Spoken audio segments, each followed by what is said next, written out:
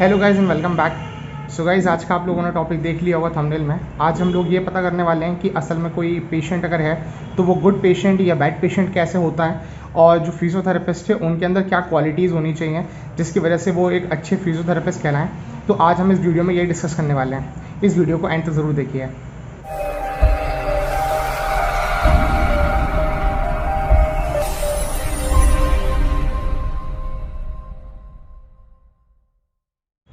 मैं आपको दो बिहेवियर करके दिखाता हूँ और आप बताइएगा कि आपको कौन सा पसंद आएगा। तुम टाइम पे नहीं आते हो, तुम्हें बिल्कुल भी तमीज़ नहीं है, तुम्हें ट्रीटमेंट कराने के लिए कुछ भी लायक नहीं हो, तुम्हारी कंडीशन भी कभी सही नहीं होगी। या फिर आप टेंशन मत लीजिए, आज आप लेट आएँ कोई बात नहीं, मगर कोशिश करिए आप टाइम पे आएँ, आप ठीक हो जाएंगे। मगर ट्रीटमेंट लेने के लिए आपको क्लिनिक पे आना ही रहेगा टाइम टू टाइम। अब आप बताइए आपको कौन सा जो हमारा बिहेवियर है वो पसंद आया। गाइस, फिजियोथेरेपिस्ट या कोई भी डॉक्टर, आप कभी भी किसी भी डॉक्टर के पास जाते हैं तो उनके बिहेवियर से आप बहुत बार ऐसा हुआ होगा कि बहुत जल्दी इंप्रेस हुए होंगे। वो इसलिए क्योंकि डॉक्टर्स जो रहते हैं वो बहुत पोलाइट होते हैं, वो आपसे अच्छे से बात करते हैं। तो जब कभी भी कोई भी डॉक्टर किसी भी पेशेंट को डील करता है तो वो इन चीज़ों का ध्यान रखते हैं कि वो कुछ पर्टिकुलर चीज़ों को फॉलो करें जिसकी वजह से वो पेशेंट के साथ ईजिली डील कर पाएँ और जो पेशेंट और डॉक्टर का जो रेपो है वो मेंटेन कर पाएँ। वैसे ही फिजियोथेरेपिस्ट भी अपना ही काम में, अपने प्रोफेशन में इस चीज़ में बहुत माहिर होते हैं। मगर कुछ फिजियोथेरेपिस्ट अगर ऐसे हैं जो कि पेशेंट से डील नहीं करते हैं तो फिर पेशेंट भी उनके पास जाने से नकारते हैं और पेशेंट फिर किसी दूसरे फिजियो को देखने लग जाते हैं। तो आज हम लोग सबसे पहले ये बातें करते हैं कि असल में अगर कोई पेशेंट आया हमारी क्लिनिक में तो वो गुड पेशेंट या बैड पेशेंट कैसे होता है, और फिर मैं आपको कुछ क्लिनिकल कैरेक्टरिस्टिक्स बताऊंगा जो कि फिजियोथेरेपिस्ट की होनी चाहिए। और फिर आप समझ जाएंगे कि भाई एक अच्छा फिजियोथेरेपिस्ट ऐसा होता है, एक अच्छा फिजियोथेरेपिस्ट डॉक्टर इन कैरेक्टरिस्टिक्स के अंदर आना ही चाहिए। सबसे पहले एक गुड पेशेंट की बात कर लेते हैं कि अगर हमारी क्लिनिक में कोई आता है तो गुड पेशेंट कौन होता है। अब गुड पेशेंट की मैं आपको कुछ चीज़ें बताता हूँ, आप भी मेरे साथ इन चीज़ों को कोरिलेट कर पाएँ तो आप मुझे कमेंट सेक्शन में बताइएगा। सबसे पहले जो गुड पेशेंट होता है वो ओबीडियंट होना चाहिए। मतलब अगर हमने उन्हें कोई भी चीज़ बताई है कि आप ऐसा फॉलो करें, ये डाइट लें, इस तरह की एक्सरसाइजेस करें, दिन में इतनी बार फॉलो करें, तो वो एक पेशेंट जो है वो गुड पेशेंट है क्योंकि वो हमारी सारी बात मान रहा है। दूसरा, वो पेशेंट को थोड़ा पेशेंस होना चाहिए, यानी कि सब्र होनी चाहिए। अगर उनके पास सब्र है कि जो मेरा ट्रीटमेंट प्रोटोकॉल चल रहा है वो सही है तो उनके पास थोड़ी सी सब्र है कि वो हमारे साथ लगातार मेहनत करेंगे और फिर वो अपनी कंडीशन को धीरे धीरे इंप्रूव होते हुए देखेंगे। ये भी एक बहुत अच्छी क्वालिटी होती है गुड पेशेंट की। फिर होता है लिसनिंग। एक गुड पेशेंट, ये बहुत अच्छी बात है कि आप इंटरनेट में सर्च करके आते हैं कि आपको क्या हुआ है क्या नहीं हुआ है, मगर एक गुड पेशेंट की हमेशा से ये कंडीशन बहुत इंपॉर्टेंट है कि वो बहुत अच्छे से सुने। जो डॉक्टर है वो इतने साल पढ़ाई करते हैं और उसके बाद वो आके क्लिनिक खोलते हैं, आपको बताते हैं या हॉस्पिटल्स में आपको मिलते हैं, तो वो बेवकूफ़ नहीं है। आप उनको जाके गूगल से पढ़े हुए 2-4 पेपर्स में से कुछ भी बोल देते हैं और आपको लगता है कि आप बहुत महान हैं। ऐसा नहीं है, आपने अपनी जानकारी के लिए इकट्ठा किया है, बहुत अच्छी बात है, ये आपका जागरूक होना बता रहा है। मगर अगर आप डॉक्टर को सुनेंगे नहीं तो आपको कैसे पता चलेगा कि आपने क्या किया क्या नहीं किया। भाई डॉक्टर आपने ऑनलाइन तो पढ़ लिया, मगर जो डॉक्टर्स होते हैं, जो फिजियोथेरेपिस्ट डॉक्टर्स होते हैं, वो लोग भी इतने साल प्रैक्टिस करते हैं तो उनका भी एक्सपीरियंस है, इसलिए वो आपको कुछ बताएंगे तो आपको सुनना बहुत ज़रूरी है। जब आप वो उनकी पूरी बात सुनेंगे तब आपको समझ में आएगा कि वो आपके ट्रीटमेंट प्रोटोकॉल को जो चला रहे हैं वो क्यों चला रहे हैं, कैसे चला रहे हैं और क्या चीज़ अच्छी है। फिर आता है कि एंथुसियाज्म होना चाहिए पेशेंट के अंदर। एंथुसियाज्म यानी कि थोड़ा सा पॉजिटिव बिहेवियर होना चाहिए उनका, कि उनका जो ट्रीटमेंट चल रहा है वो सही है, जो वो कर रहे हैं, जो थेरेपिस्ट उनको बता रहा है वो सही करवा रहे हैं, वो थेरेपिस्ट के साथ कोऑर्डिनेट करें, उनके साथ लगातार मेहनत करें, जो एक्सरसाइज बताई जाती हैं उन एक्सरसाइजेस को परफॉर्म करें, जिसकी वजह से उनका जो ट्रीटमेंट है वो बहुत स्मूथली चलेगा और जल्दी जल्दी ठीक हो जाएंगे वो। उसके बाद एक गुड पेशेंट की कुछ क्वालिटीज़ ये भी हैं कि वो फिजिकली क्लीनलीनेस को फॉलो करें। अब आप सोचिए कोई पेशेंट हमारे पास आया और वो क्लीन नहीं है, वो बहुत दिन से नहा ही नहीं है, तो आपको क्या लगता है कि आप हमारी जगह होते तो आप उनको ट्रीट तो आप करते ही। ये तो ऑब्वियस सी बात है कि हम सभी पेशेंट्स को ट्रीट करते हैं, नो प्रॉब्लम, कि हम लोगों को कुछ भी डिस्क्रिमिनेशन नहीं होता है कि वो सही है कि नहीं है, वो कहाँ से आए हैं, वो कौन है, किन के साथ रहते हैं, हमें इससे कोई फ़र्क नहीं पड़ता। हमारे लिए एक पेशेंट है तो हम उन्हें ट्रीट करते ही हैं। मगर आप खुद से सोचिए अगर आप हमारी जगह होते हैं तो आप एक सेकंड के लिए तो सोचते नहीं कि यार ये क्लीनलीनेस क्यों फॉलो नहीं कर रहे हैं, ये साफ़ सफाई क्यों नहीं रखते हैं। तो एक गुड पेशेंट की ये बहुत अच्छी क्वालिटी होती है कि वो खुद को साफ़ रखते हैं, वो अच्छे कपड़े पहनते हैं, रोज़ नहाते हैं और ख़ुद को क्लीन रख के जाते हैं। तो अगर आपके आसपास में कोई ऐसे फिजियोथेरेपिस्ट को आप देखते हैं या डॉक्टर को दिखाने के लिए जाते हैं तो आप अच्छे तरीके के कपड़े पहन के जाइए और अच्छे से क्लीनलीनेस मेंटेन करिए। इसके बाद जो पेशेंट की एक बहुत इंपॉर्टेंट क्वालिटी होती है गुड पेशेंट की, वो होती है कि वो ऑनेस्ट होते हैं। ऑनेस्ट यानी कि मैंने अगर आपको बोला कि आपको ये डाइट खानी है, आपको ये खाना खाना है, आपने घर पे जाके ये एक्सरसाइजेस फॉलो करनी है, तो एक गुड पेशेंट वो होगा जो घर जाने के बाद वो एक्सरसाइजेस परफॉर्म करेगा, जो मैंने उनको डाइट बताई है वो फॉलो करेगा। अगर फॉलो नहीं भी किया तो वो नेक्स्ट डे आके मुझे बताएंगे कि भाई मुझसे ये डाइट्स फॉलो नहीं हुई या मुझसे ये एक्सरसाइजेस नहीं हुई हैं। तो ऑनेस्टी बहुत इंपॉर्टेंट हो जाती है आपके और हमारे बीच में ये जानने के लिए कि भाई पेशेंट सही कर रहा है कि नहीं। वरना मैं आपसे पूछता रहूँगा कि क्या आपने घर पे एक्सरसाइज करी, आप कहेंगे हाँ करी है, और आप घर पे परफॉर्म नहीं कर रहे होंगे। तो ऑनेस्टी नहीं रहेगी तो ट्रीटमेंट प्रोटोकॉल भी सही से काम नहीं करता है। फिर आता है कि वो एकदम करेक्ट होना चाहिए, मतलब जो उन्होंने बात बोली है वो उस चीज़ को एक बार बोल दे तो उनको याद रहना चाहिए। ऐसा नहीं कि मैंने आपको कोई स्टेटमेंट पूछा, आपने मेरे सामने कुछ और बोल दिया और आप किसी और के सामने कुछ और स्टेटमेंट बोल रहे हैं। ऐसा अक्सर हॉस्पिटल में हम लोगों ने देखा है कि हॉस्पिटल्स में ऐसा होता है कि हम लोग किसी पेशेंट को डील करने के लिए जाते हैं तो पेशेंट हमारे सामने कुछ और बात बोलता है और कोई सीनियर डॉक्टर आ जाते हैं या कोई सीनियर फिजियोथेरेपिस्ट आ जाते हैं तो फिर उनके सामने वो अपना स्टेटमेंट चेंज कर लेते हैं। तो जो करेक्ट एडरेंस होता है, मतलब अगर आप अपनी कोई बात बोल रहे हैं तो आपको उससे स्टिक रहना है कि हाँ हमने यही बात बोली थी, फिजियोथेरेपिस्ट की यही सारी बातें हुई हैं, नर्सिंग स्टाफ के सामने भी वही बातें हुई हैं। तो ही एक फिजियोथेरेपिस्ट आपके साथ हेल्प कर पाता है आपको ट्रीट करने में, आपको बेटर करने में, और उसके बाद ही आपको और बेटर करते हैं हम लोग आपके साथ कोऑर्डिनेट करके। सो ये पर्टिकुलर कुछ क्वालिटीज़ थी जो गुड पेशेंट की थी। अब मैं आपको बताता हूँ कि कुछ ऐसी क्वालिटीज़, देखिए पेशेंट कोई भी बैड पेशेंट नहीं होता है, मगर जब हम बच्चों को सिखाते हैं कोई भी चीज़ तो हम यही सिखाते हैं ना, अच्छा है बुरा। तो वैसे ही मेरा किसी भी पेशेंट को या किसी भी इंसान को बैड बोलने का ये पर्पज़ नहीं है कि वो बैड वर्ड उनके लिए है पर्टिकुलर। मैं बस बता रहा हूँ कि बैड पेशेंट्स में ऐसी कुछ क्वालिटीज़ होती हैं जो देखने को मिलती हैं। तो जो पेशेंट्स हैं, अगर मान लीजिए वो हमारी बात नहीं सुनते हैं, तो एक क्लासिफिकेशन ये है कि भाई ये पेशेंट हमारी बात सुनते ही नहीं है, हम एक्सरसाइज करवाते करते ही नहीं है, डाइट फॉलो करने को बोलते करते ही नहीं है। तो ये एक पर्टिकुलर कुछ क्वालिटी हो सकती है जो कि आपको एक बेड पेशेंट बना दें। दूसरा, आप अपने जो ट्रीटमेंट प्रोटोकॉल है उससे आप कमिटेड नहीं है। अगर मैंने आपको कोई ट्रीटमेंट प्रोटोकॉल दिया है कि आपको ये एक्सरसाइज परफॉर्म करनी है तो आपने घर पे जाके वो परफॉर्मेंस करना ही है। अगर आप परफॉर्म नहीं करेंगे तो फिर आप अपने आप को एक बैड पेशेंट बना रहे हैं, क्योंकि आप अपने ट्रीटमेंट के लिए कमिटेड ही नहीं है। फिर जो क्लिनिक पे आने में, टाइम पे आने पे अपॉइंटमेंट डेज, देखिए आप हमें अगर फ़ोन लगाते हैं, अगर क्लिनिक्स बिजी चल रही हैं, आप हमें फ़ोन लगा के अपॉइंटमेंट का पूछते हैं, हम आपको टाइम बताते हैं, आप भी हमको बताते थे कि सर मैं इस टाइम फ्री नहीं हूँ या मैं उस टाइम फ्री हूँ, उसी टाइम पे आऊँगा। तो फिर आपको उन चीज़ों को फॉलो करना है कि आप उस टाइम पे आएँ।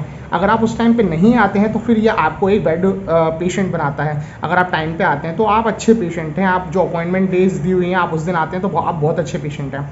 फिर आता है कि जो बैड पेशेंट है वो क्लीन नहीं रहेंगे, वो किसी भी तरीके से नहाएंगे नहीं या फिर क्लीन होके नहीं आएंगे। देखिए फिजियोथेरेपिस्ट को जो भी पर्टिकुलर पार्ट को ट्रीट करना है वो तो करेंगे ही, ठीक है, उसमें वो आपको कुछ भी बोलने वाले नहीं है, मगर क्लीनलीनेस हमारी खुद का एक रेस्पॉन्सिबिलिटी है। अगर आप खुद को क्लीन रखेंगे तो आप खुद को ही एक अच्छा पर्सन भी मानेंगे और आप अच्छे पेशेंट भी रहेंगे। और वैसे ही अगर आप खुद को साफ़ सुथरा नहीं रखेंगे तो आप खुद ही अपने आप से बेटर फील नहीं करेंगे और आप बैड पेशेंट की कैटेगरी में आ जाएंगे।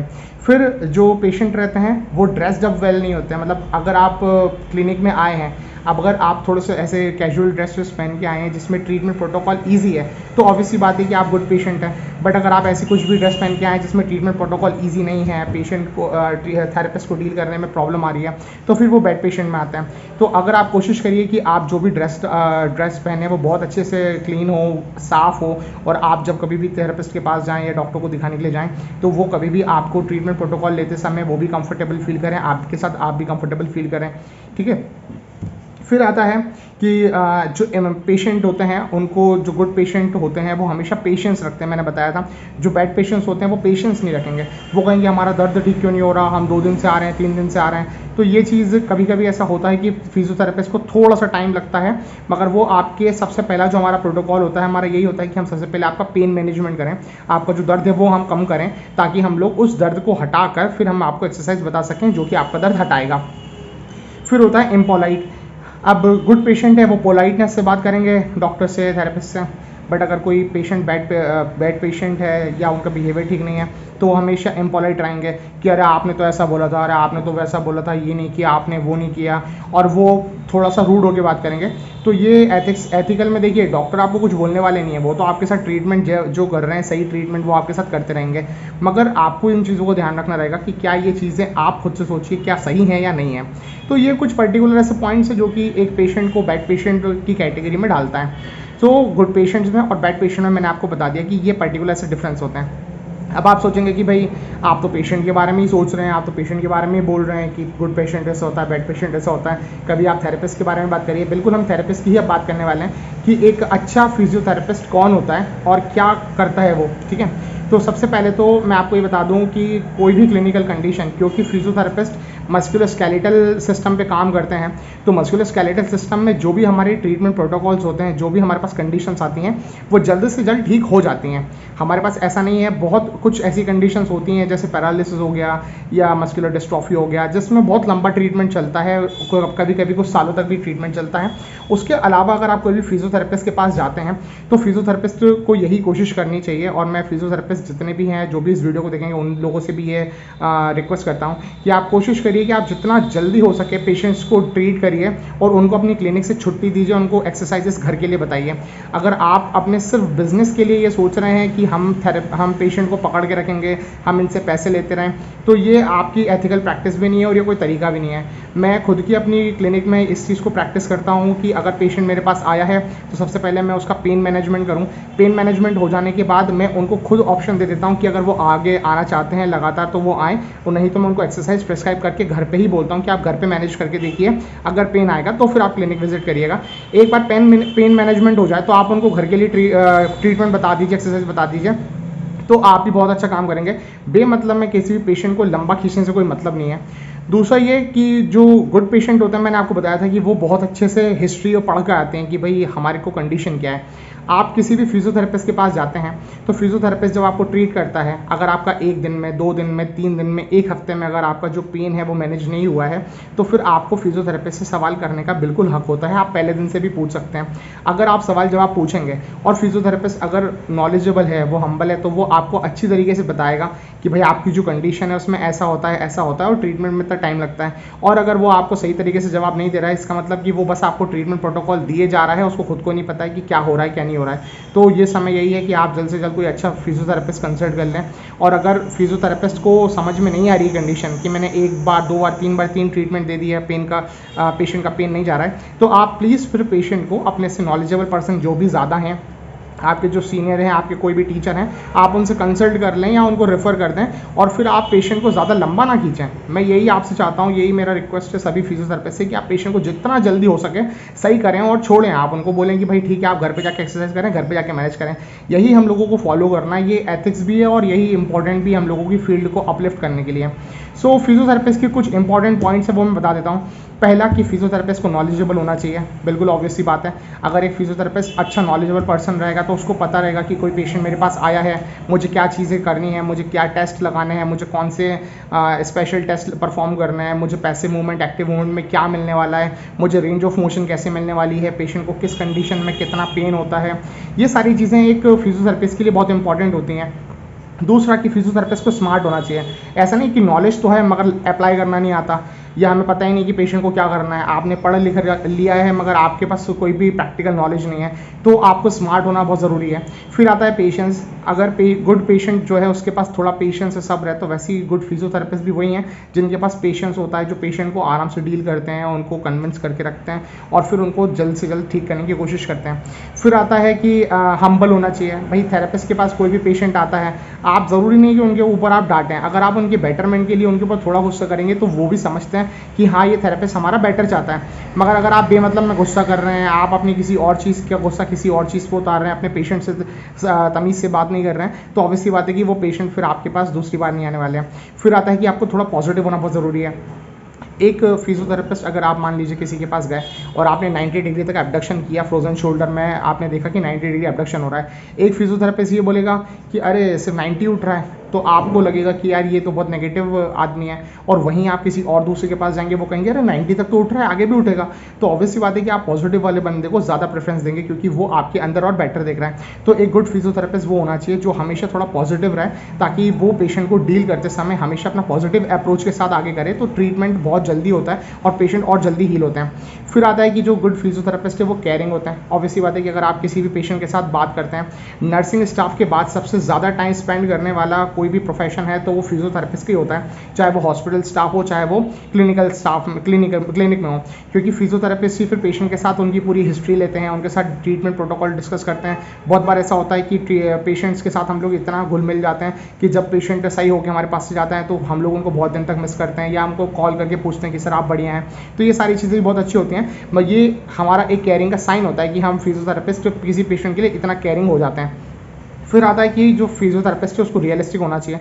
कुछ भी ऐसा नहीं होना चाहिए कि सोच लिया कि हाँ ये तो ऐसा हो जाएगा, ये वैसा हो जाएगा, नहीं। आपने रियलिस्टिक रियल लाइफ में वो सारी चीज़ें करवानी है, आपने पेशेंट को डील करना है, आपको पेशेंट को ट्रीट करना है, जो ट्रीटमेंट प्रोटोकॉल है उसको बिल्कुल सही तरीके से डिसाइड करना है और पेशेंट को जितना जल्दी हो सके सही करना है। फिर आता है कि जो गुड फिजियोथेरेपिस्ट होते हैं वो एक लाइफ लॉन्ग लर्नर होना चाहिए। अगर आप मान लीजिए कि आपने SI जॉइंट के या अपर लिम्ब के पेशेंट आपने देखे, आपने एक पेशेंट देखा और आप दूसरे पेशेंट के अंदर कोरिलेट नहीं कर पा रहे हैं कि पुराने वाले पेशेंट और अभी वाले पेशेंट में क्या दिक्कत है, तो फिर आप अच्छे लर्नर नहीं है। आप कोशिश करिए कि आप जितना हो सके लर्न करने की कोशिश करें। जितना एक्सपीरियंस आपके पास आएगा उससे आपका कोरिलेशन बढ़ेगा कि भाई पेशेंट को अगर ऐसा है तो क्या कंडीशन रही होगी, और आप कुछ ना कुछ नई चीज़ें सीखते जाइए। आप पढ़ते लिखते हैं तो आप पढ़िए, कोशिश करिए कि आप पढ़ लें। मैंने अपनी एक वीडियो में भी कहा था कि मैं क्लासेस भी ले रहा हूँ और बहुत जल्द मैं शायद कहीं किसी कॉलेज में पढ़ाने के लिए भी कोशिश करूँगा, ताकि मैं क्लिनिकल प्रैक्टिस के साथ साथ लोगों को नॉलेज और भी शेयर कर सकूँ। तो आप लगातार लर्न करते रहिए। लर्न करने से आपकी नॉलेज और बढ़ेगी, आपके अंदर का कॉन्फिडेंस बिल्टअप होगा और फिर आप क्लिनिकल प्रैक्टिस में या हॉस्पिटल प्रैक्टिस में और अच्छे से परफॉर्म कर पाएंगे। फिर आता है कि प्रोफेशनल बिहेवियर होना चाहिए। कोई भी फिजियोथेरेपिस्ट अगर है तो उसका थोड़ा प्रोफेशनल बिहेवियर होना चाहिए। Professional behaviour in the sense, कोई पेशेंट अगर आपके पास आया तो ऐसा नहीं है कि आपने बिल्कुल पहले दिन पे ही उसके साथ आप बिल्कुल गले में हाथ डाल के चल रहे हैं। आपको एक पेशेंट और फिजियोथेरेपिस्ट को एक दूसरे से रैपो बनाना बहुत इंपॉर्टेंट है। जब एक डॉक्टर एक पेशेंट की कंडीशन सुनता है और फिर उनको बताता है कि आपको ऐसी ऐसी कंडीशन है और आपको ये सिम्टम्स आ रहे होंगे, तो फिर पेशेंट को समझ में आता है कि हाँ डॉक्टर मेरी जो कंडीशन है वो समझ गए हैं, और उससे वो क्या करते हैं आपके साथ एक रैपो में आ जाते हैं। जब वो रैपो मेंटेन हो जाती है तो वो आप पे बिलीव करने लग जाते हैं, वो आपके साथ ट्रीटमेंट प्रोटोकॉल में कोऑर्डिनेट करने लग जाते हैं। तो आपको वो प्रोफेशनल बिहेवियर के साथ वो रेपुटेशन बनाना बहुत इंपॉर्टेंट है। अगर आप कहीं पे भी हैं, हॉस्पिटल में हैं, क्लिनिक में हैं, कहीं पे भी आप प्रैक्टिस करते हैं तो ये बहुत इंपॉर्टेंट है।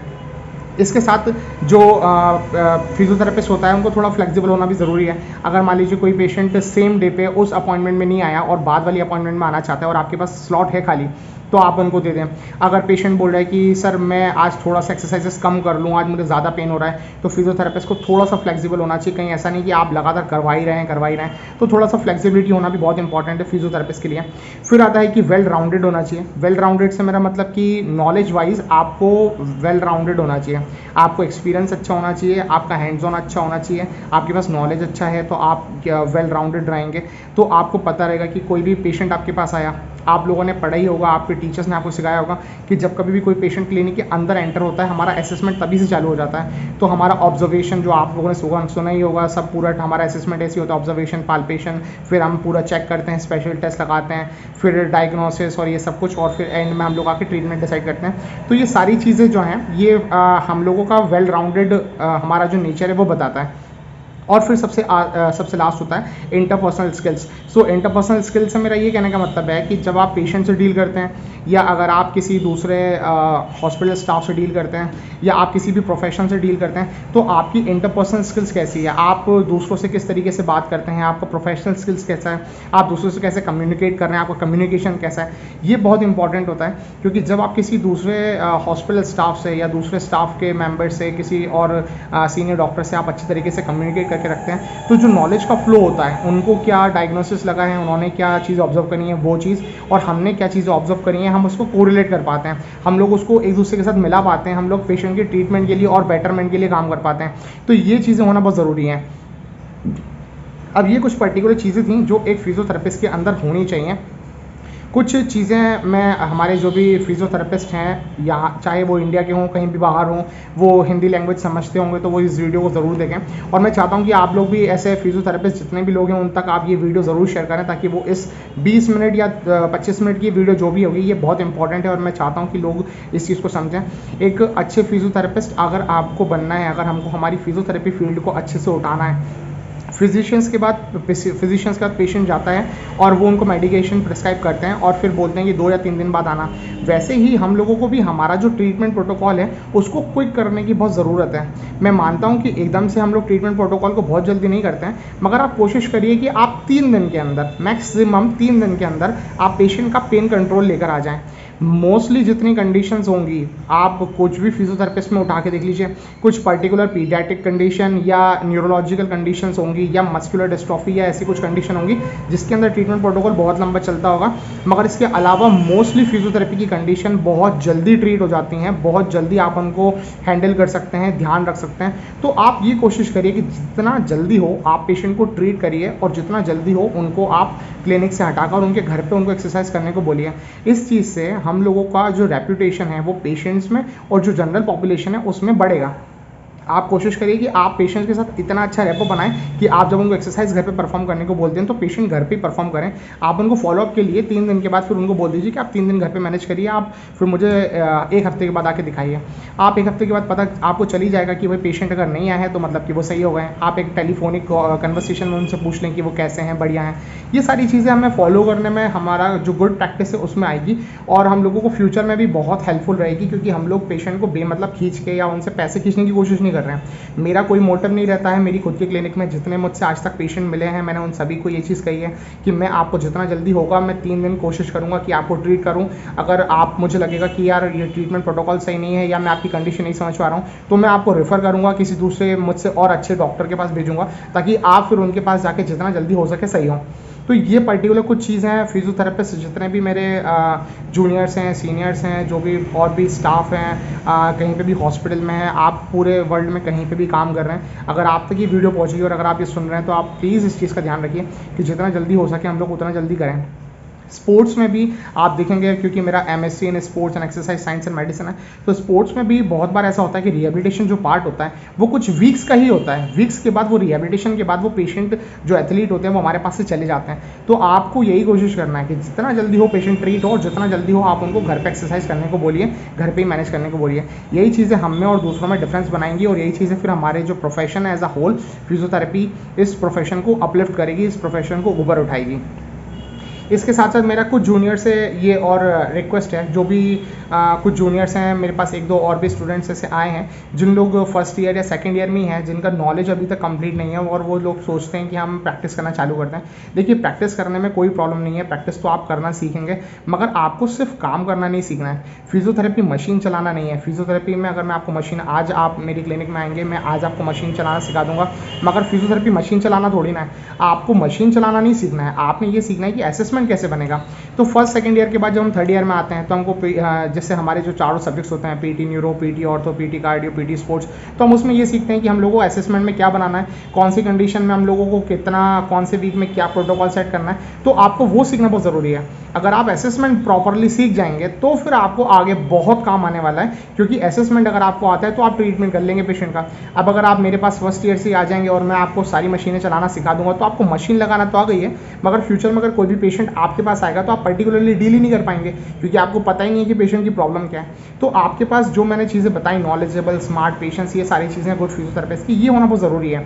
तो बहुत जल्दी पीछे मत भागिए काम के, थोड़ा पेशेंस रखिए। हर इंसान की लाइफ कोविड में स्लो हुई है, तो ऐसा नहीं है कि आपकी नॉलेज किसी ने छीन ली है। इंसान अपनी नॉलेज और कैपेबिलिटी अपने हिसाब से सीखता है, किसी और के कंपटीशन में नहीं सीखता है। तो आप थोड़ा सा पेशेंस रखिए, लगातार सीखने की कोशिश करिए। और अगर आप सीखना चाहते हैं तो मैंने पहले भी एक वीडियो में बोला था कि आप मेरी क्लिनिक पे आके मुझसे भी सीख सकते हैं, मुझे कोई प्रॉब्लम नहीं है। पेशेंस डील करने दूंगा कि नहीं दूंगा ये मेरी कोई गारंटी नहीं है, मगर मैं आप लोगों को अच्छी प्रैक्टिस और अच्छे तरीके से सिखा सकता हूँ, ये मेरी ज़रूर गारंटी है। और अगर मुझे कुछ और चीज़ नहीं आती है, आपको आती है, तो आप भी मुझे सिखाइए। मैं तो बिल्कुल चाहूँगा कि अगर नॉलेज का एक्सचेंज होता है तो दोनों तरफ से हो जाए तो और भी अच्छी बात है। जितना आप मुझसे गेन कर सकते हैं आप मुझसे गेन करें, जितना मैं आपसे लर्न कर सकता हूँ मैं आपसे लर्न करूँगा। सो ये पर्टिकुलर कुछ चीज़ें थी। ये वीडियो आज का कुछ भी मैंने ऐसा प्रैक्टिकल वीडियो नहीं बनाया, बट ये वीडियो मेरे को बनाना बहुत ज़रूरी था, क्योंकि मैंने अभी रिसेंट कुछ डेज़ में बहुत माल प्रैक्टिस देखी है और मैं चाहता हूँ कि हम लोग फिजियोथेरेपिस्ट कहीं पर भी काम करें तो हम लोगों को इतना अच्छा ट्रीटमेंट होना चाहिए कि हम लोगों को कोई भी उंगली ना उठा पाए। अगर हम लोग कभी भी हॉस्पिटल स्टाफ में काम करते हैं कहीं पे भी, और अगर हम लोगों से कुछ गलती होती है तो हम लोगों को भी डांट पड़ती है, हम लोगों को भी कॉलेज में भी, हॉस्पिटल में भी सीनियर्स ने, डॉक्टर्स ने डांटा है। मगर आप उस चीज़ को अच्छे से सीखने की कोशिश करिए। जब आप अच्छे तरीके से सीखने की कोशिश करते हैं तभी आपकी ग्रोथ होती है। अगर आप किसी भी चीज़ को बुरा मान के रोने लग जाएंगे तो फिर हो गया काम, फिर आप सीखने वाले नहीं हैं, फिर आप बस अपनी उतनी ही नॉलेज लेके घूमते रहेंगे और आपकी ग्रोथ नहीं होने वाली, आप जहाँ रुके हुए हैं वहीं रुके रहेंगे। सो इस वीडियो से मैंने आपको बहुत सारी चीज़ें बोल दी हैं जो आपको सुन के बहुत अच्छी लगेंगी। मेरे जो फिजियोथेरेपिस्ट जूनियर्स हैं, सीनियर्स हैं, जिन लोगों ने भी ये वीडियो देख ली है या आप देखेंगे आगे फ्यूचर में, तो आप बहुत अच्छी बात है कि आप अब अच्छी प्रैक्टिस कर रहे हैं, मगर आप प्लीज़ और हेल्दी प्रैक्टिस करिए। हम लोगों को अब इस फील्ड को उठाना है, हम लोगों को इस फील्ड को उठाने के लिए बहुत काम करना है। सो गाइज़, मेरा बस यही इतना ही वीडियो था। मैं और प्रैक्टिकल वीडियोज़ अब आगे बनाऊँगा। आज ये थ्योरेटिकल वीडियोज़ इसलिए बना था, मैं इसको कल से प्रैक्टिस कर रहा था कि मैं क्या क्या चीज़ें बता सकता हूँ। बहुत सारी चीज़ें मैंने लिखी हैं जो अभी भी मैंने वीडियो पे नहीं बताई हैं, तो आप लोग इस वीडियो को देखिए। अगर आप लोग मेरे कुछ भी पॉइंट से एग्री करते हैं तो आप कमेंट सेक्शन में मुझे बताइए। अगर आपको कोई भी पॉइंट में एग्री नहीं करते हैं तो भी आप कमेंट सेक्शन में मुझे बताइए, मुझे भी पता चले कि भाई कौन सा ऐसा पॉइंट है जो डिसएग्री कर सकता है किसी भी फिजियोथेरेपिस्ट या पेशेंट को। और पेशेंट हम लोग जब कभी भी थेरेपिस्ट डॉक्टर जो रहते हैं, जब कभी हम लोग प्रैक्टिस करना चालू करते हैं, तो ये आप बिल्कुल अपने दिमाग में मत बिठाइएगा कि हम लोग किसी भी पेशेंट को रिलीजन, कास्ट, कलर के बेसिस पे डिफरेंशिएट करते हैं। एक अच्छा डॉक्टर किसी भी पेशेंट को इन सारी चीज़ों से हट के डील करता है। उसके लिए जो पेशेंट है वो बस पेशेंट है, और उनके लिए उनको बचाना, उनके लिए उनका जो पेन है वो हटाना और उनको अच्छा करना ही मेन एम होता है। तो हमारे इसमें ऐसा कुछ भी नहीं होता है। अगर मैंने आपको गुड पेशेंट और बैड पेशेंट की कुछ चीज़ें बताई हैं तो मैंने कैरेक्टरिस्टिक्स बताई हैं। मैंने कहीं पे भी किसी भी इंसान के बारे में उसकी किसी भी चीज़ के ऊपर कमेंट नहीं किया है। तो आप लोगों को ये चीज़ बता दूं, मैं जो भी पेशेंट इस चीज़ को देख रहे हैं कि थेरेपिस्ट और डॉक्टर्स कभी भी आपको किसी भी चीज़ पे डिफरेंशिएट नहीं करने वाले हैं। अगर आप क्लिनिक में गए हैं तो वो आपको ट्रीट करेंगे ही करेंगे। अगर आप मेरे क्लिनिक में भी आएंगे तो मैं आपको ट्रीट करूँगा ही करूँगा। अपार्ट फिर अगर मुझे कोई चीज़ लगेगी कि भाई ये चीज़ ठीक नहीं है तो वो मैं आपको बोलूँगा कि आप इस चीज़ को बेटर करिए, मगर ट्रीटमेंट तो ज़रूरी ही होगा और आप लोगों को ट्रीटमेंट ज़रूर मिलेगा। तो इस वीडियो को आप सुनिए। आप लोगों ने इतना सारा, मैंने आपका बहुत सारा आज टाइम ले लिया, तो इस वीडियो को आप लाइक कीजिए। जितने फिजियोथेरेपिस्ट हैं, जितने आपके जूनियर्स हैं, सीनियर्स हैं, जिन भी पेशेंट को आप बताना चाहते हैं, अगर कोई रूड आपने पेशेंट देखा हो या कोई रूड फिजियोथेरेपिस्ट देखा हो, तो उन लोगों तक ये वीडियो ज़रूर शेयर करिए। उन लोगों से बोलिए कि इसको पूरा सुने, ताकि उन लोगों को पता चले कि इस वीडियो में मैंने क्या क्या बताया है। इस वीडियो को जितना हो सकता है लाइक करिए, जितना हो सकता है ज़रूरतमंद लोगों तक इसको शेयर करिए, और फिर जितना हो सकता है गाइस मेरे चैनल को सब्सक्राइब करिए। और मेरी बहुत सारी और भी वीडियोस डली हुई हैं, तो जो भी फिजियोथेरेपी से रिलेटेड जनरल वीडियोस हैं और जो स्टूडेंट्स हैं वो भी जाकर मेरे चैनल पे वीडियोस देख सकते हैं। एल्बो शोल्डर असेसमेंट, MMT, और मैं न्यू वीडियोज़ अपलोड करता जा रहा हूँ। तो आप लोग उन प्लेलिस्ट में जाकर मेरी चैनल पर और वीडियोज़ देखिए, और जितना हो सकता है सीखने की कोशिश करना चाहते हैं आप करिए। बहुत अच्छे से आप सीख सकते हैं। आप देख सकते हैं कौन सी चीज़ में आपको क्या ट्रीटमेंट लेना है, या किस तरीके से आपको टेस्ट लगाने हैं, कौन से स्पेशल टेस्ट होते हैं, ये सारी चीज़ें आप सीख सकते हैं। अगर आप क्लिनिक में कभी आकर कोई चीज़ सीखना चाहते हैं तो आप मुझसे कॉन्टेक्ट में आ सकते हैं। मेरे चैनल के अबाउट सेक्शन में सारी चीज़ें मेरी कॉन्टेक्ट से डली हुई हैं। इंस्टाग्राम डला हुआ है, व्हाट्सएप नंबर डला हुआ है, आप मुझसे कॉल कर सकते हैं। ऑल ओवर इंडिया से मेरे पास अभी भी बहुत सारे लोगों की जगह से कॉल आते हैं। यूपी हो गया, बिहार हो गया, महाराष्ट्र से हो गया, स्टूडेंट्स के फ़ोन आते हैं। तो आपका ही यही रेस्पॉन्स मुझे और मोटिवेट करता है कि मैं लोगों तक और अच्छे से और हेल्दी प्रैक्टिस जो होती है वो आपसे शेयर कर सकूँ। सो जितना हो सकता है गाइज़ लाइक कीजिए, इस वीडियो को जितना हो सकता है शेयर कीजिए, और जितना हो सकता है मेरे चैनल को सब्सक्राइब करिए। Thank you.